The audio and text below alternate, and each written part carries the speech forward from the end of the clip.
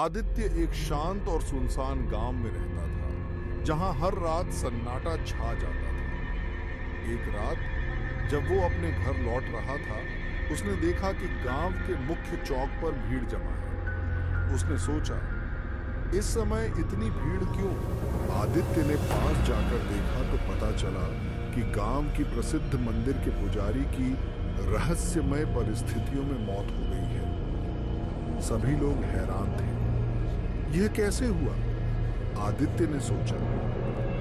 तभी उसके कानों में एक फुसफुसाहट सुनाई दी। तुम्हें सच जानने के लिए उस पुरानी हवेली में जाना होगा। उस रात आदित्य ने ठान लिया कि वो हवेली जाकर सच का पता लगाएगा। हवेली गांव के किनारे स्थित थी और वहां जाने से हर कोई डरता था।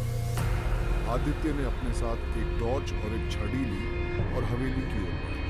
हवेली के पास पहुंचकर उसने देखा कि वहां का दरवाजा आधा खुला हुआ था। दिल की धड़कनें तेज हो गईं, लेकिन उसने हिम्मत नहीं हारी और अंदर चला गया। अंदर का दृश्य बेहद डरावना था।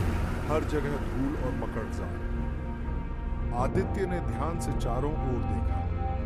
अचानक उसकी टॉर्च बंद हो गई। कौन है? आदित्य ने डरते हुए पूछा। जवाब में एक धीमी हंसी सुनाई। उसने फिर से टॉर्च चालू की और देखा कि दीवार पर कुछ लिखा हुआ था। सत्य तुम्हारे करीब है। आदित्य ने अपने कदमों को और तेज किया और दूसरी मंजिल की ओर बढ़ा। वहां एक पुरानी तिजोरी थी। उसने उसे खोलने की कोशिश की, लेकिन सफल नहीं हुआ। तभी उसे एक किताब नजर आई। किताब के पन्ने पलटते ही उसे एक नक्शा मिला, जिस पर हवेली के पीछे एक गुप्त कमरे का जिक्र था। वह कमरे की ओर बढ़ा। कमरा अजीबोगरीब और डरावना था। वहां एक बक्सा था। आदित्य ने बक्सा खोला और उसमें एक पुरानी डायरी मिली। डायरी में लिखा था, मैं पुजारी हूं। मैंने एक भयानक गलती की है। इस हवेली में एक आत्मा है जिसने मुझे श्राप दिया है।